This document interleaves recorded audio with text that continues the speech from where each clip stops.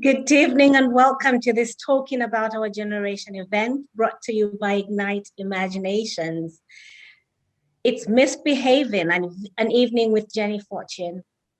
Jenny Fortune is a feminist who demonstrated against the Miss World contest in 1970, was put on trial and in prison, and has prospered ever since. Jenny produced the book Misbehavin with 5 of the other demonstrators and featured in the film that came out in 2020, Misbehavior. Alongside Jenny today, we've got Sue. Sue joined the Women's Liberation in 1971 in Bristol after the birth of her daughter. During a varied career as a community arts worker, teacher, theatre administrator, mountain walking guide, management consultant, and conflict resolution practitioner. Good evening. Lovely to have you over here.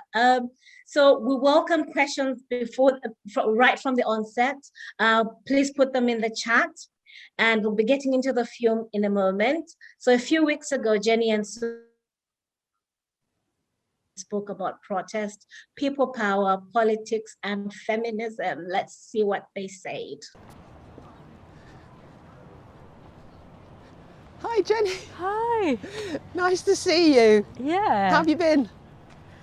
Good, thanks. Good. Yeah, loving this sunshine. I'd love to give you a hug, but we have to give a bit of a social distance, don't we? Yeah. I'll sit here. Anyway, we've got this to talk about, haven't we? Yes. Yeah. Yes. Yeah. So, but first of all, I mean, I know who you are. You know who I am. I'll take this bag off. But a lot of people don't know who we are. So, who are you? How did we first meet? Well, I'm Jenny Fortune, and I'm one of the editors of this book called Misbehavin. Notes out of there. Which is about the event which is kind of credited as being the iconic moment of the women's liberation movement as it started off in the kind of late 60s, early 70s. Right. And when did I first meet you?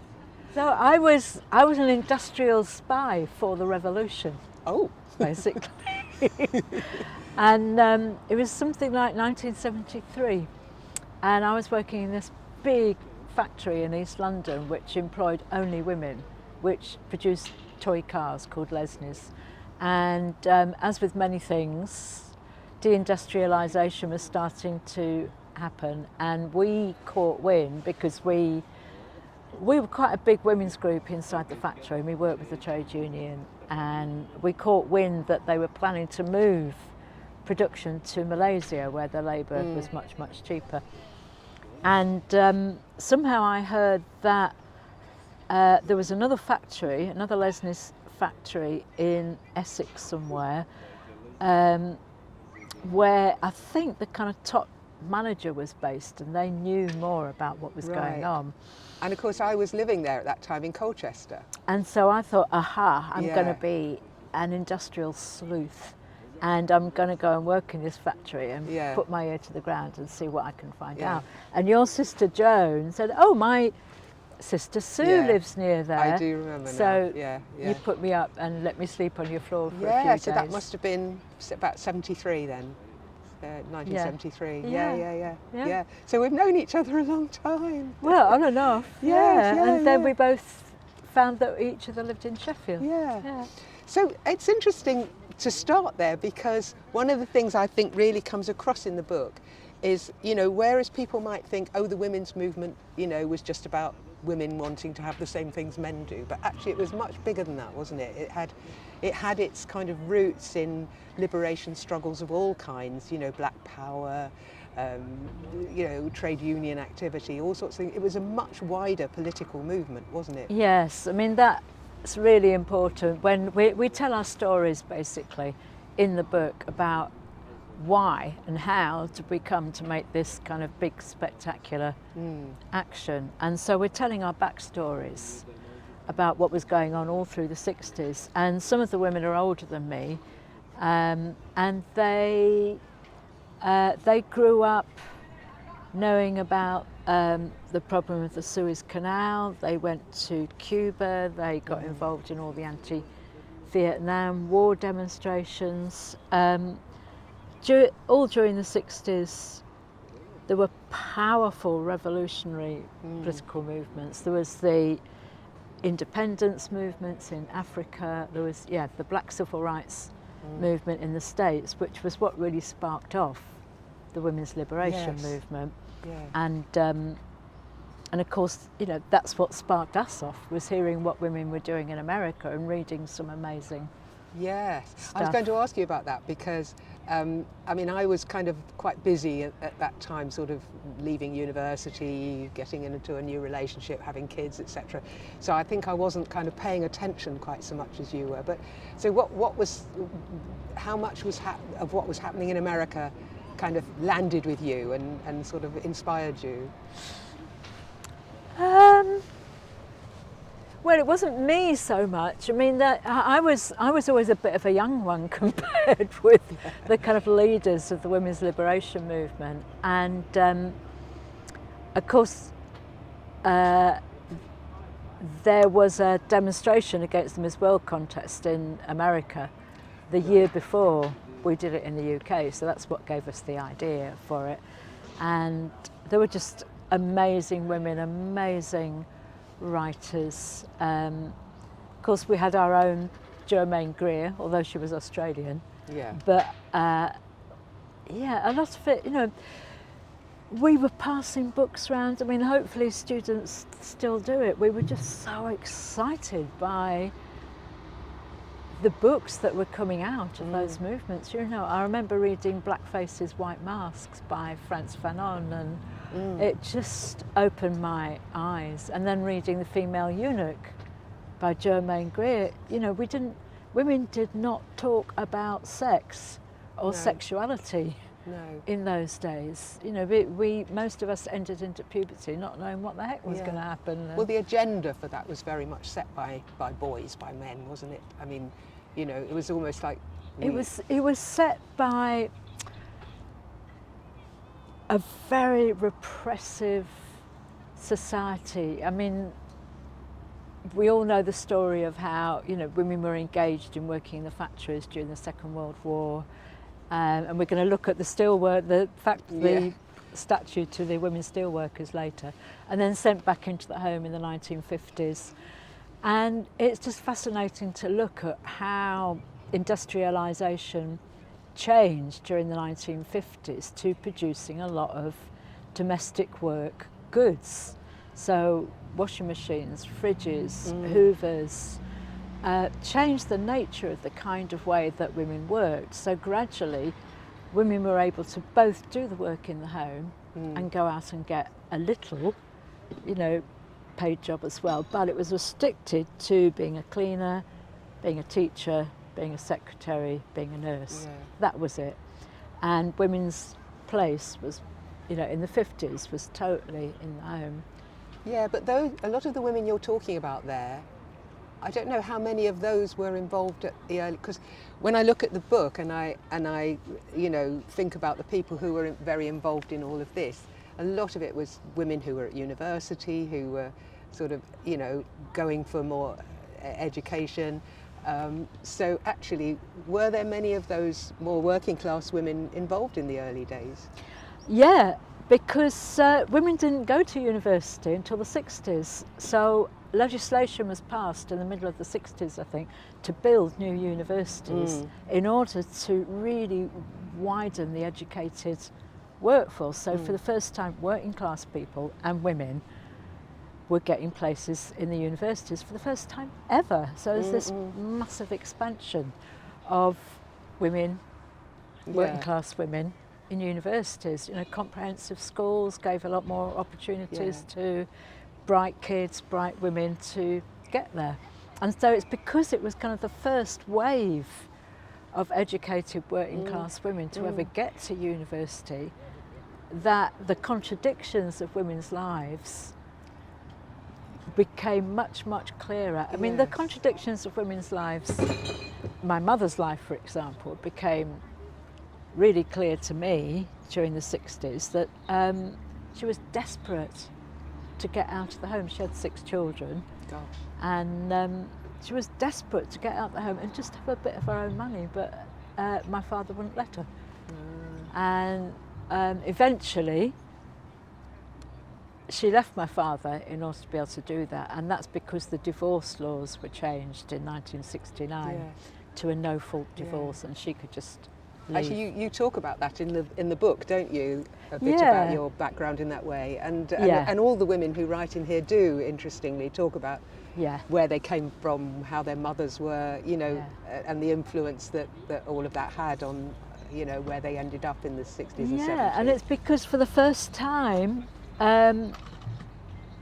women decided that the personal is political. Yes. That women's lives, as we experienced our own lives, were as political as anything else that was going on, and that was liberating. Yeah, and I'm just wondering whether we should walk and talk, because I know there's so much to talk about. I know, and you and I, obviously, you know, we're connected through all this stuff, but we're also connected because we're both great walkers. Yeah. So I was thinking, and actually here we are. And you've written a wonderful book about women walking. That's true, I did, yes, Women's Ways. And here we are in Devonshire Green, and I was just thinking it would be quite good to walk around because it's so beautiful, isn't it? It is lovely, and it's a lovely day. So let's take a walk round this way. Yeah. But we can carry on talking. So how many of the women in the book are you still in touch with?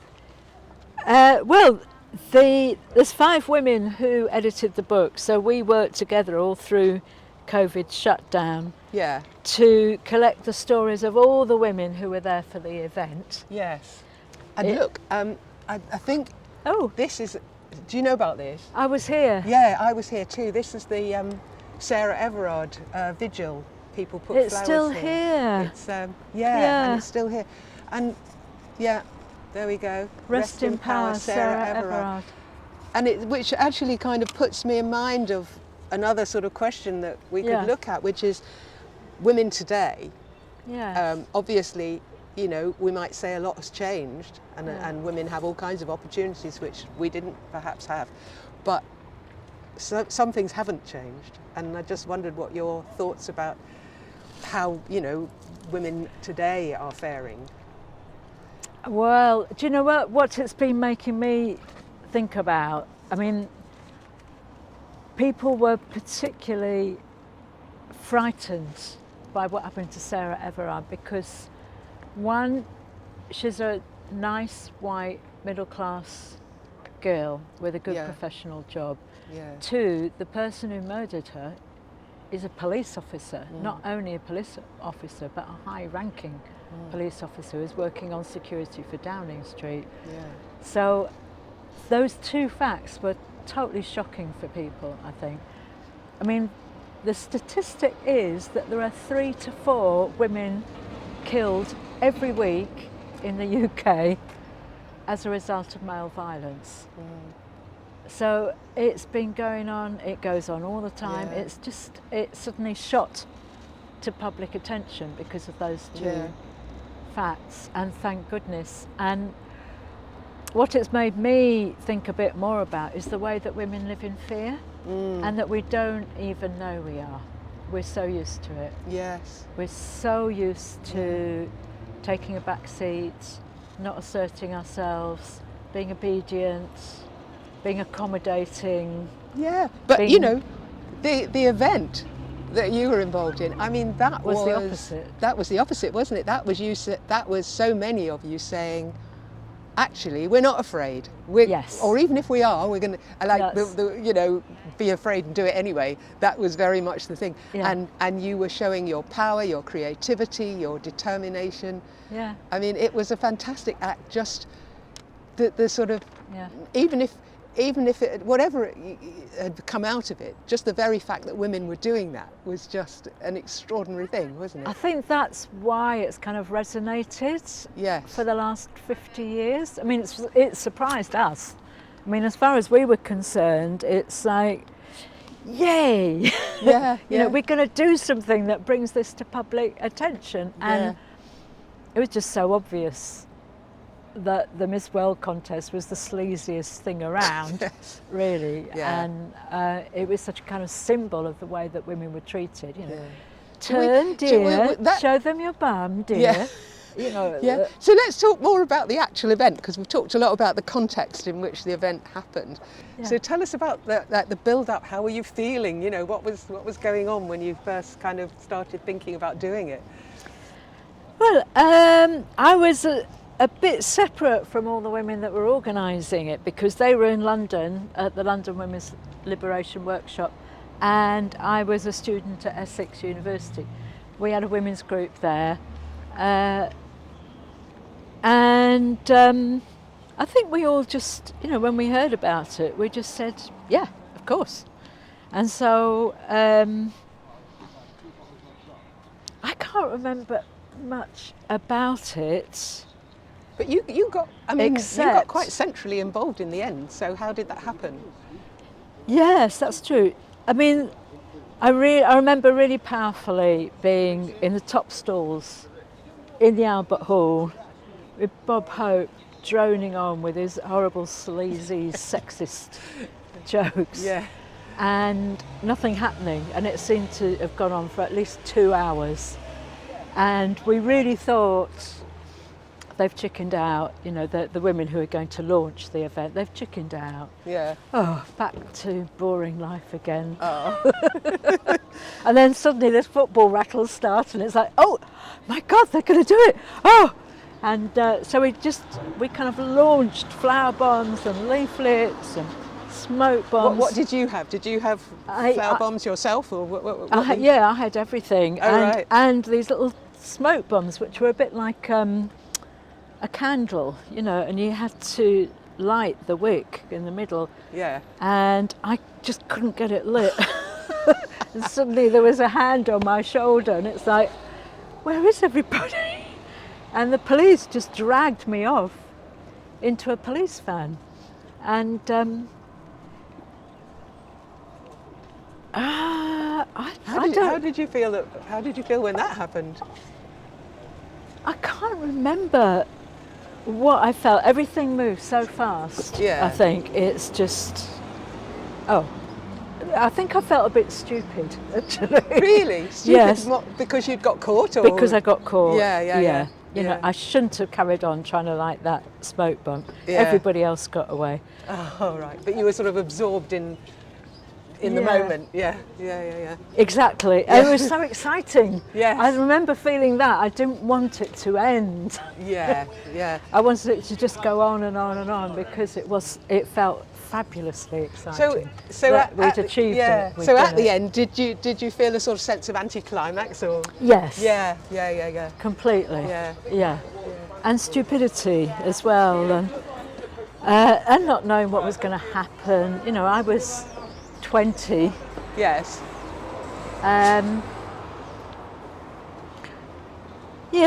then I remember being kept in a police cell overnight. And I remember my mum being on the outside of the bars going, "Oh, Jenny, what have you done now?" So What do you obviously mean now? So you'd I obviously know, done other things. I'd had you? obviously done a heck of a lot of other things as Yeah. well. Yeah, I had a whole process of having to decide whether to defend myself in court. So I was charged with quite serious charges, which were threatening behaviour and intent to cause damage, and Yeah. you know, it could have definitely been a prison sentence at the end of it. And of course it was, I mean, it's mentioned in the book, and I think it's in the film as well, that the Angry Brigade had planted a bomb, hadn't they? So Yeah. there was a lot of sensitivity around it being a sort of terrorist. Yeah, so the Angry Yeah. Brigade was a terrorist group akin to Yeah. the IRA in those days, which was operating in the UK. And they'd taken it upon themselves to support our action by blowing up the Yeah. police van Which the night of course before. none of you thought was terribly supportive. No, it was infuriating Yeah. because one, it could have destroyed the whole event. Yeah. We wouldn't have been able to get in and do anything. Yeah. I mean, luckily the police were stupid enough for some reason not to put more security. So we, 50 women Yeah. got into the Miss World contest despite it having been blown up the night before. Yeah. But so it's kind of interesting. You wouldn't get away with that now, would you? No, you wouldn't. But yeah, so the times were such where, there was all this kind of activity going on. The IRA was Yeah. doing all sorts of explosive things Yeah. in the UK at the same time. So we were potentially seen as a real serious Yes. threat. Yeah. And I So was... it wasn't just a bit of a laugh, a bit of a Yeah. jaunt. It definitely Yeah. was a serious thing Yeah. that you could have got Yeah. lots of prison for. Yes. Yeah. And in fact, I was interrogated by the bomb squad when I was Yeah. kept in the prison Yeah, cell. yeah. And they were interrogating all of us Yeah. really to see if we had anything to do with the terrorist organisations. Yes. Yeah. Gosh. Yeah. So this was a big thing. Yeah. It was in more really, ways than yeah. one. And then the Women's Liberation Workshop said, well, of course you've got to defend yourselves in court. Yes. Why did they say that? Partly it's because there was a programme recently about the Mangrove Nine, the Mangrove Nine, so there's a black liberation movement in the UK, but in London in particular. And Steve McQueen has recently made That was film great. Yes. about how they were constantly being harassed, Yeah. and that actually provoked them to demonstrate. And in the end, 9 of them were arrested, Yeah. and they decided to defend themselves in court. And Steve McQueen's film shows that they were in fact very successful and eloquent in Yes. defending themselves, and Yes. got off as So- a result. And so the Women's Liberation Workshop was saying to us, well, of course, we're going to do that, aren't we? Because And- it was an opportunity to sort of make a bigger statement about women's liberation as well. Yes, Yeah. that was it. Yeah. That Yeah. was it. So there was pressure on me from my family to say, well, brush your hair, get a new coat, and get a solicitor to say that Yeah. you're a really nice girl and you didn't mean it. Yes. So that was the one side, and then the other side was the women's liberation movement saying, we need you to defend yourself Yeah. and stand up in court and speak for women's liberation. It's And were like, you happy to do me? that, or were you scared? I was terrified. Yeah, I bet you were. Yeah, I was absolutely terrified, and it was the turning point in my life, that particular decision. Yeah. Yeah. In what way?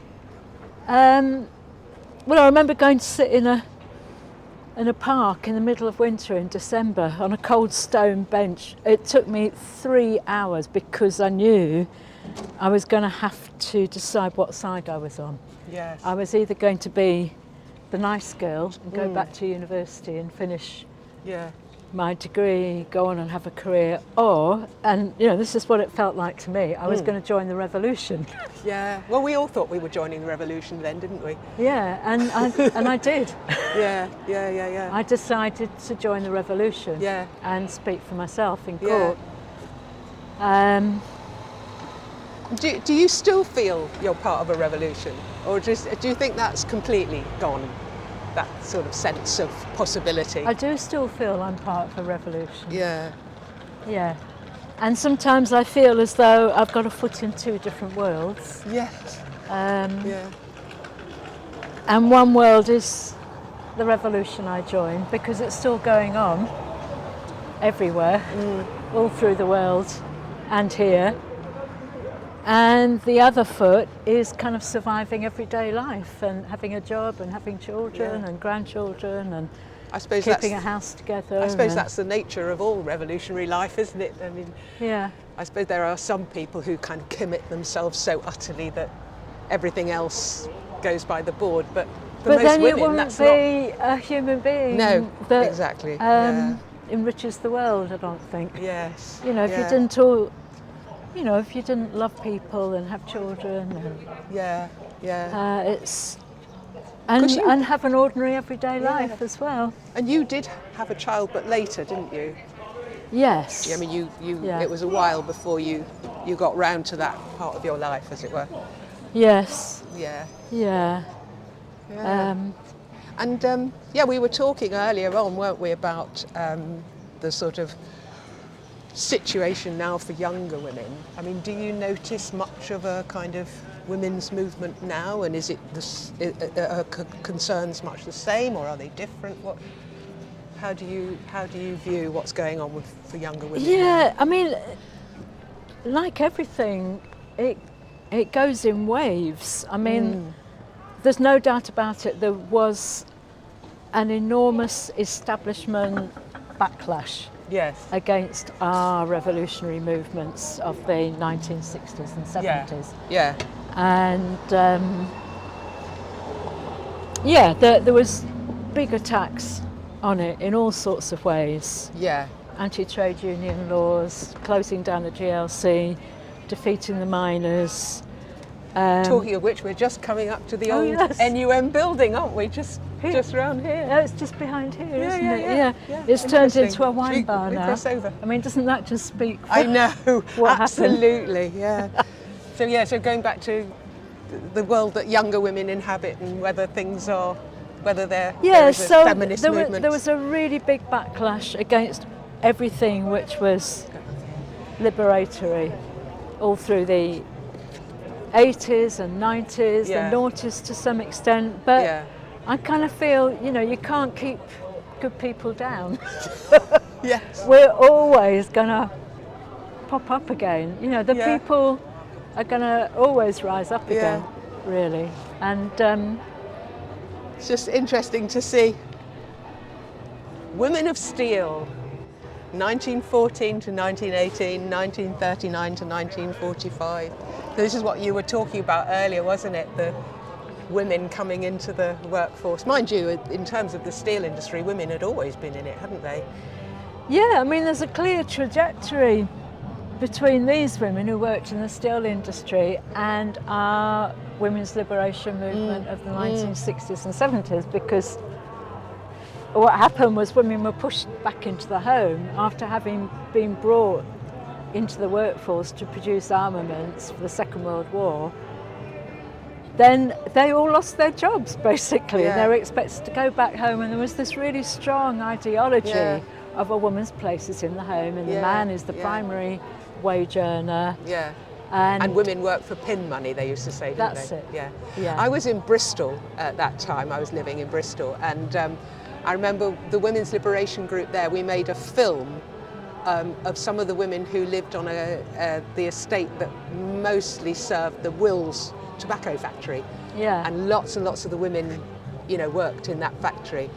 And funnily enough, I was in Bristol last year with my granddaughter because she was going to the university open day there. And I went into one of the museums, and right in the corner there was a little video booth.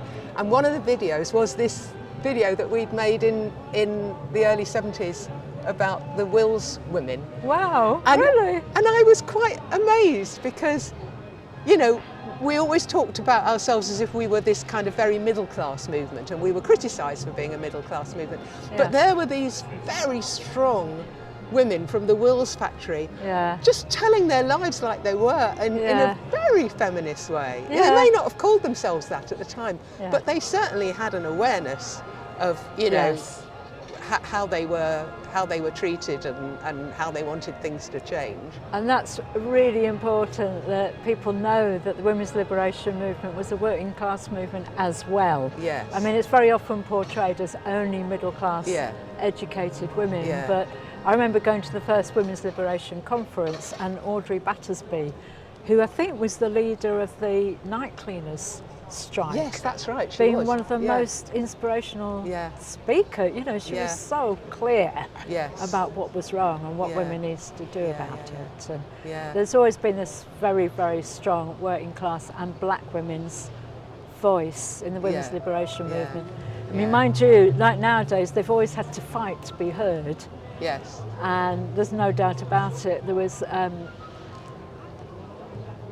there were conflicts between a kind of middle class perspective and a working class perspective and a black women's perspective Yeah. and a lesbian women's perspective. Yeah. We all had to learn from each other, and Yeah. sometimes that's very painful. Yeah. But you know, particularly for well-educated middle-class women Yeah. to be told, sorry, you've got it all wrong. Yeah, yeah.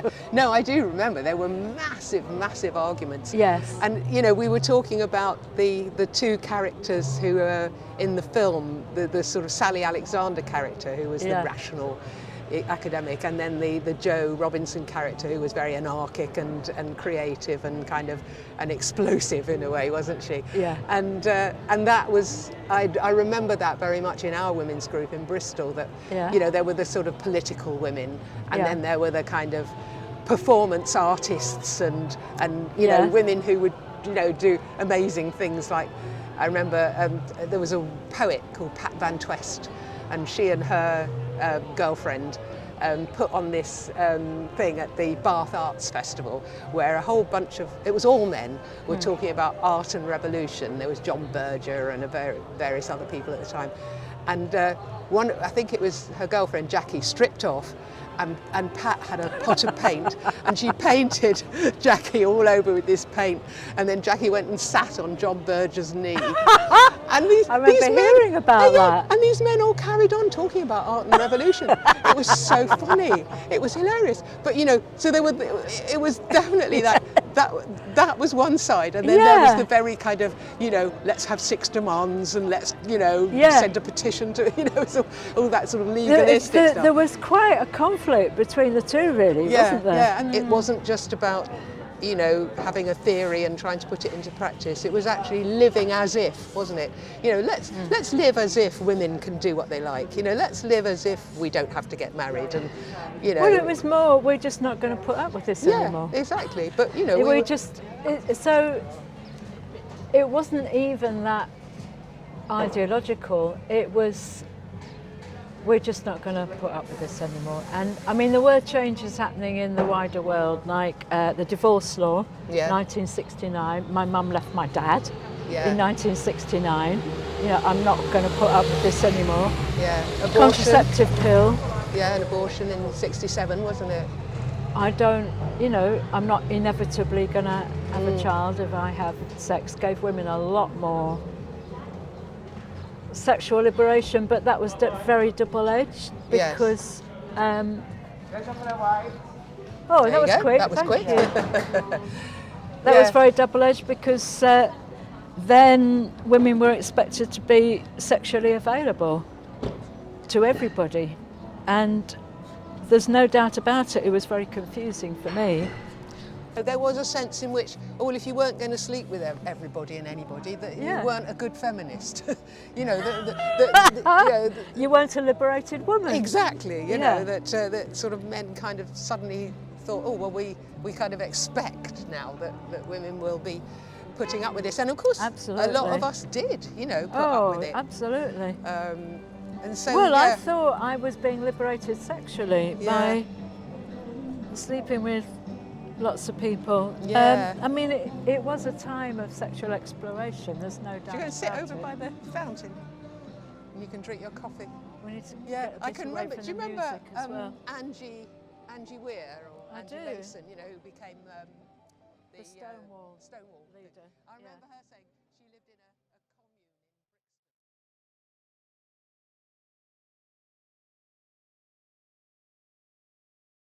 a powerful, moving, and inspiring story. I want to have been there. I really want to have been there. Thanks everybody for watching with us. Just to remind you, we're taking questions in time for the Q&A in a little bit, but for now, we're going to invite Jenny to do a bit of a reading. Okay, so this is about the moment when we stopped the Miss World contest in front of an audience of millions and millions, apparently. It was shown live and it was broadcast worldwide. So here's the moment. "Moo," said Bob Hope, followed by a slight flinch and a look over his shoulder. "Welcome to the cattle market." Game on, I thought. Now it's going to start, but only a scatter of uncomfortable laughter. A series of very flat jokes followed. Bob Hope resorted to his worship of the US invasion of Vietnam and his own vital role in parading out Miss World to make the troops feel hot, as he described it. Our rage must have been flowing over that balcony, but still nothing happened, nothing amiss, nobody noticing we weren't your typical audience members. Bob Hope droned on and on. I thought they've chickened out. The moments passed. We sank back into our seats, deflated.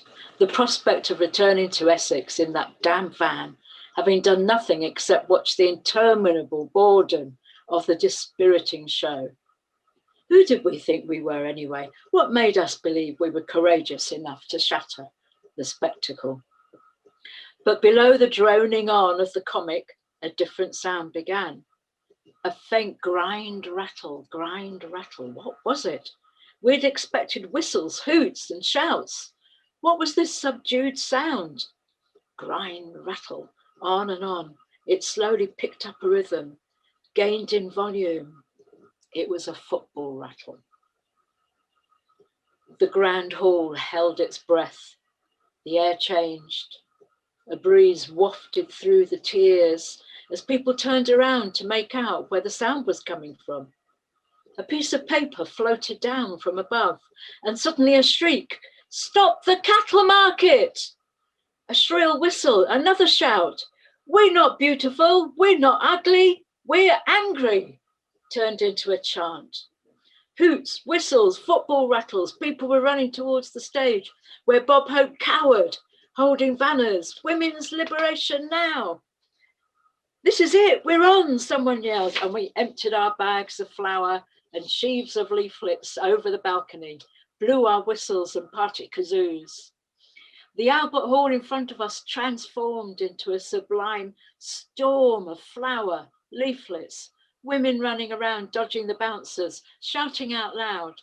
From balconies all around the hall, our flour floated in clouds onto the bejeweled spectators below. The leaflets rained down. How glorious, we'd done it. The whole thing ground to a complete halt. The stage emptied. Bob Hope tried to run for it. Julia Morley grabbed his ankle to stop him. The orchestra ducked. The audience gasped. It was all so much better than we had hoped would be possible. The 8 of us whooped and shouted in exhilaration, delighted at the sight of Bob Hope running for cover. We had a panoramic view of the whole thing. I'd never been so excited in my life. I didn't want it to stop and pulled out one of the toy smoke bombs and struggled to get the cigarette lighter to catch the tiny wick, determined to make my final gesture. I hadn't noticed in my intense concentration that the others had decided to quietly beat a retreat.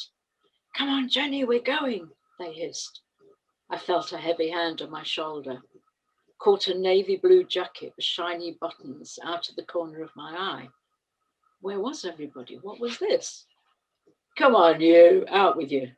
2 burly policemen carried me out and down the stairs, out of the hall and into a waiting police van.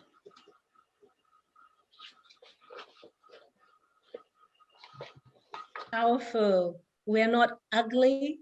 We're not beautiful. We're angry. Yes. That's the spirit I want to be carried forward to present day. That's beautiful. Thank you so much, Jenny. I've got some questions for you now. Thanks everybody for submitting questions, and please keep bringing those questions. We'll be taking them as we go. So the first question is, hi Jenny and Sue, and this is from Matilda Reith. Hi Jenny and Sue, does protest have the same power now as it did in 60s, 70s? I'm feeling very empowered by the successful peaceful resistance in Glasgow yesterday. Yes, I know, wasn't that fantastic? I mean, Absolutely. it's oh, it just gave me joy. You know, sometimes I get very depressed about how things have changed, because I do think it's much more difficult to protest now. I think the apparatus of the state, surveillance, police tactics, yeah, it makes protest a lot more difficult, and a lot more difficult to have the kind of impact that we had. I mean, for a start, you don't get anything shown live on TV anymore. So that would have been cut out, that what we did, what we disrupted. But actually, it went out worldwide to millions and millions of people. The fact that we stopped that contest and threw Bob Hope off the stage. Yeah.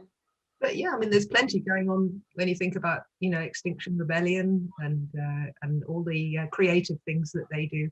I mean, I think there's a lot of still a lot of creativity around, isn't there, when it comes to protest? And I don't think you can. Especially Extinction Rebellion, Yeah. And yeah, so I think there is plenty. But I mean, of course, you know, we are now facing, aren't we, this the government trying to. The bill, the police bill.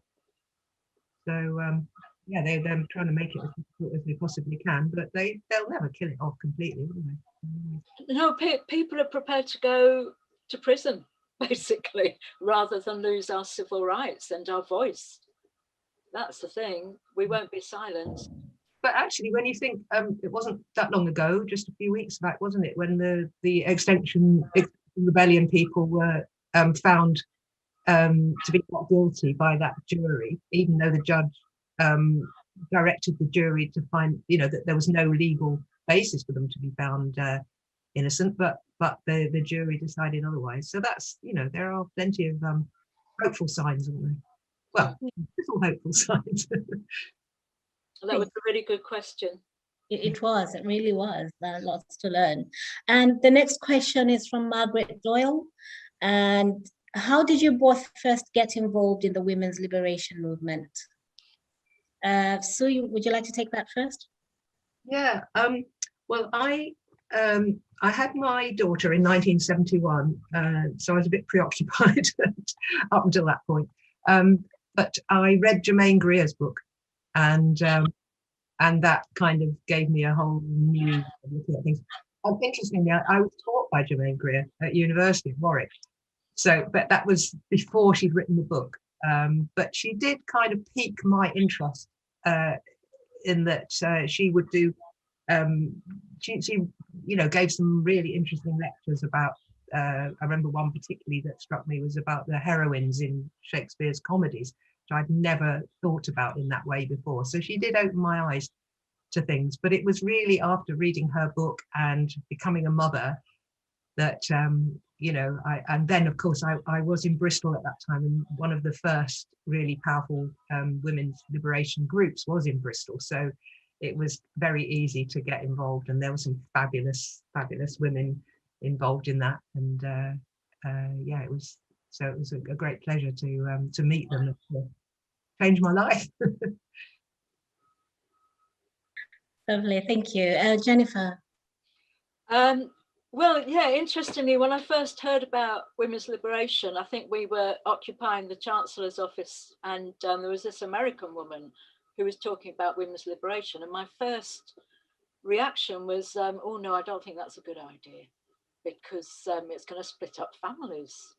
And it took a while for the penny to drop, realizing that actually my own family had split up because my mum had left my dad because she was so fed up with being stuck at home. But yeah, as soon as the penny dropped, everything just started making sense. It was like light bulbs was kind of popping on. That's why it's like that. That's why I felt like that. Oh, that's why my mum felt like that.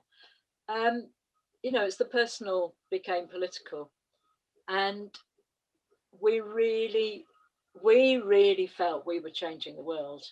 Actually, when I said a bit earlier, we just weren't going to put up with it anymore. I mean, together with men, we just changed the way we did things. That it wasn't okay for a woman to have a child outside of marriage before the women's liberation movement started. And feminists just started saying, well, we're not going to bother to get married. We're not going to depend on men. We'll help each other. We'll look after each other's children. There was a heck of a lot of that kind of thing going on. And it really did give women so much confidence to feel that we just weren't going to depend on men for everything anymore. And we were going to support each other. Well, we did have men come and do the crashing, didn't we, for the conferences. Yeah, and men really did change as well. All the men around us took part in the childcare. We ran creches, we started nurseries. The men took it, all our boyfriends took it really seriously and joined in with us as well. I do remember taking my daughter when she was about 11 months old to a conference in Manchester, and men were running the crash. And at the end of the day, I went to pick my daughter up, and I was so upset because she was covered from head to foot with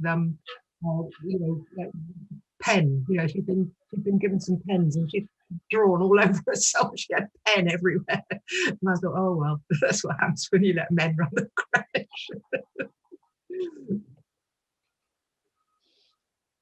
Yeah. Yeah, go ahead, Jenny. Go ahead. Sorry.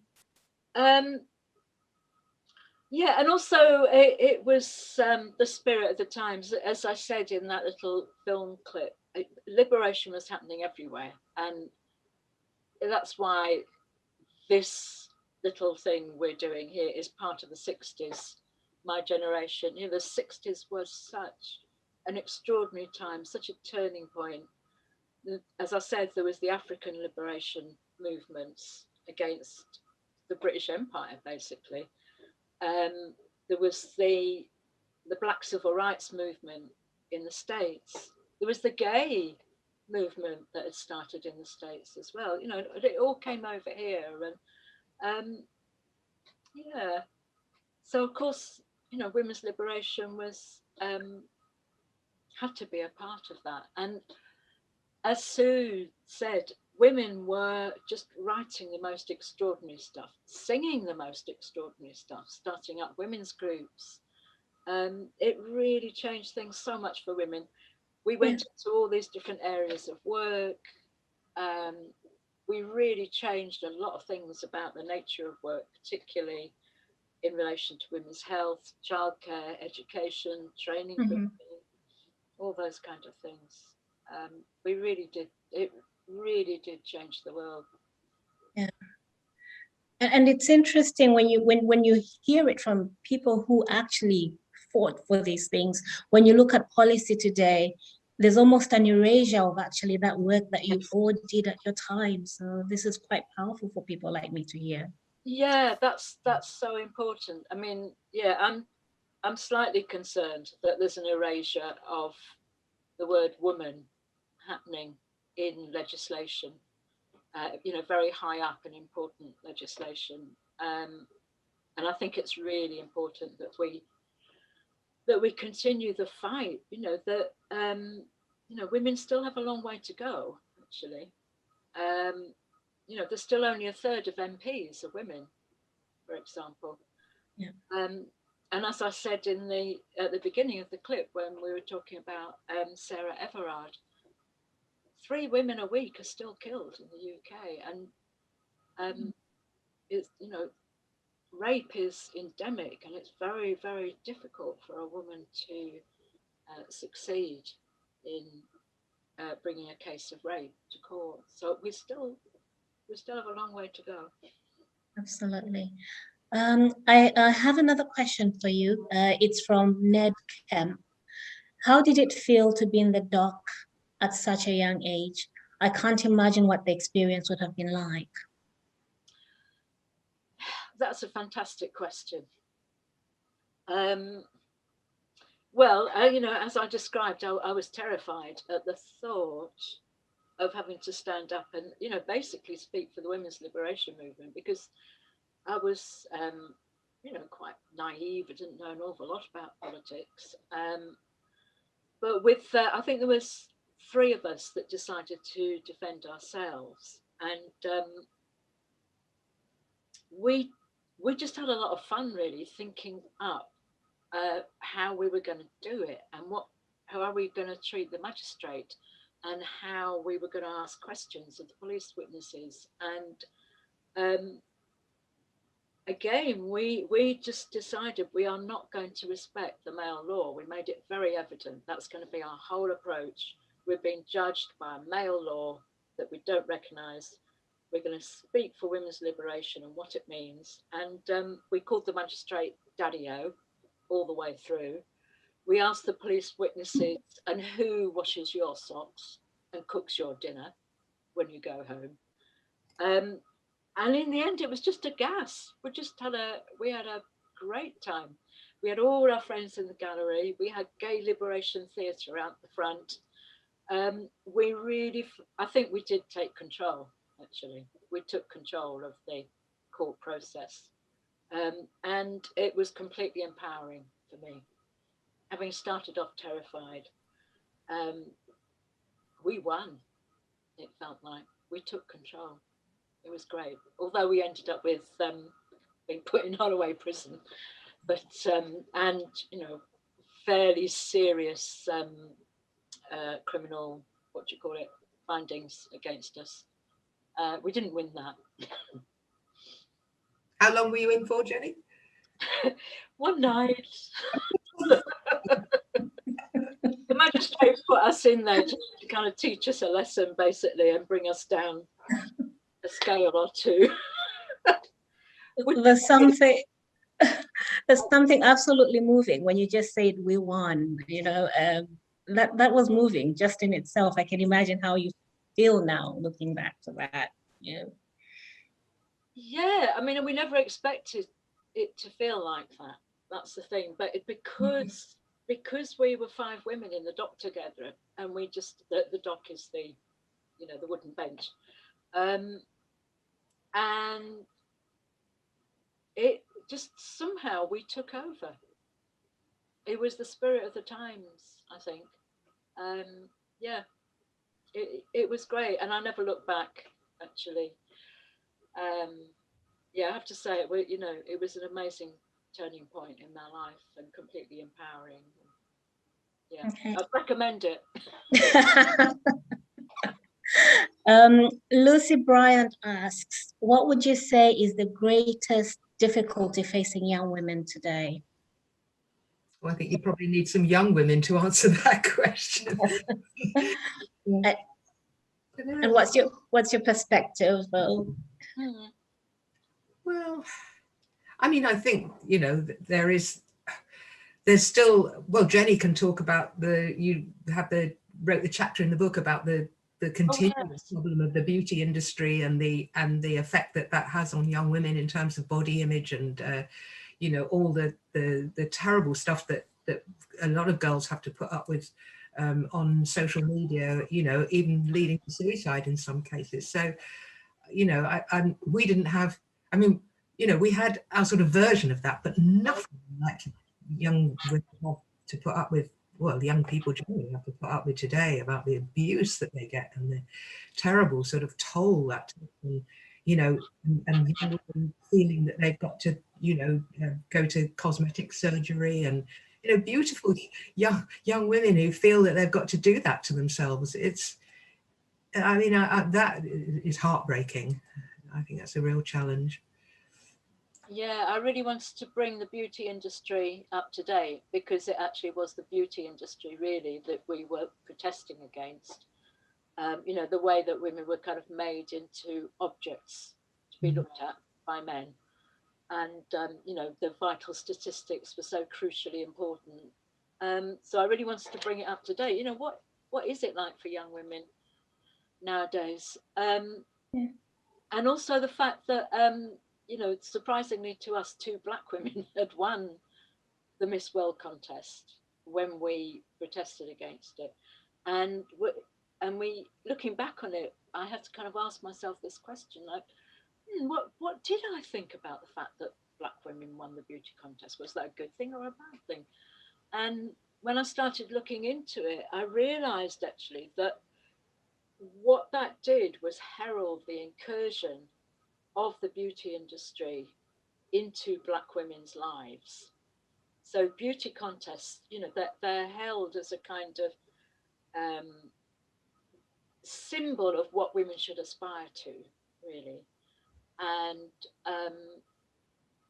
and that the beauty that they should aspire to is a kind of beauty that was kind of decided by white people. Yeah. yes, A exactly. Western standard of beauty.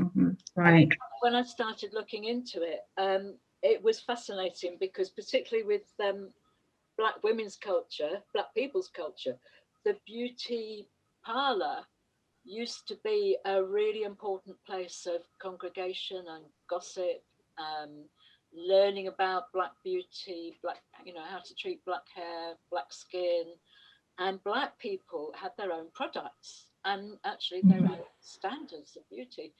And what happened really, you know, after that beauty contest from the 70s onwards was this incredible expansion of the big beauty companies run by white men, Revlon, things like that, started taking over the production and selling of beauty products for black women and for black people. And that really kind of opened my eyes. And then I started looking at, how is the beauty industry working nowadays? And all the stuff happening about computer surveillance. And if you remember with the Brexit campaign and Aaron Banks, and there was this disgusting company called Cambridge Analytica who were buying up people's Facebook profiles, and it suddenly opened everybody's eyes to how much we're being surveyed and how much our personalities are being surveyed and sold as products. And I mean, interesting, just yesterday I was saying to Sue that these ads have started coming up on my email for women with black bags under their eyes. How to get rid of black bags under your eyes. And I thought, how do they know? It is because the cameras on the computers watch us and pick up everything about our behavior. They can read things about human behavior which are infinitesimal, like eye movement, blinks, slight movements of discomfort or opening up. It's all being read by the algorithms and being mined basically, and then used as raw material to feed products back to us. So it's very, very sophisticated. It's worth billions. I could go on and on about it. Yeah, there's lots, I think. Yeah, there's lots that can be said. I'm just so conscious of time, so I'm going to ask you one more question. Mary Oates asks, if you could both leave us with one last message of hope, what would it be? I'll start with you, Sue. Oh gosh. Well, yeah, you put me on the spot now. Message of hope.